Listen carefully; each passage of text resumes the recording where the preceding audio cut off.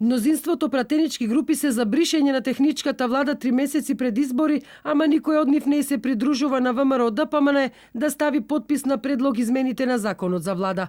Координаторот на ВМРО Никола Мицевски денеска побара предлог измените да бидат ставени на дневен ред, но председател на Собранието Тала Џафери не го прифати предлогот на опозицијската коалиција.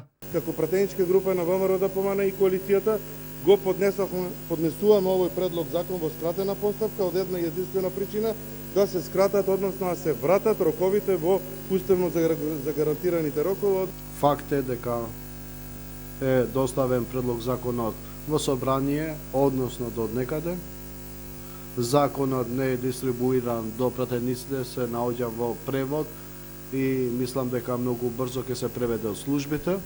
Само од Алијанса за албанците се и против укинување на техничката влада и против тоа Македонија да биде една изборна единица. Единствено што се согласни е дека пратениците и градоначалниците треба да се бираат преку отворени листи. Ние сме предложиле да држава да се подели на 8 изборни единици во склад со законот за рамноменен регионален развој. Значи, преку 8 изборни единици пратениците би биле избрани во соосновна на бројот на жители во соодветниот регион. Тоа значи, со ова ќе се избегне потребата да пред секој изборен циклус ние менјаваме закон, преместувајќи изборни места од една во друга изборна единица. Предходно СДСМ и ДУИ се изјаснија дека немаат против да се укине техничката влада, но како што изјавија координаторите на двете пратенички групи Јован Митрески и Арбер Адеми, промената на законот треба да биде усогласена со сите 4 најголеми партии во собранието.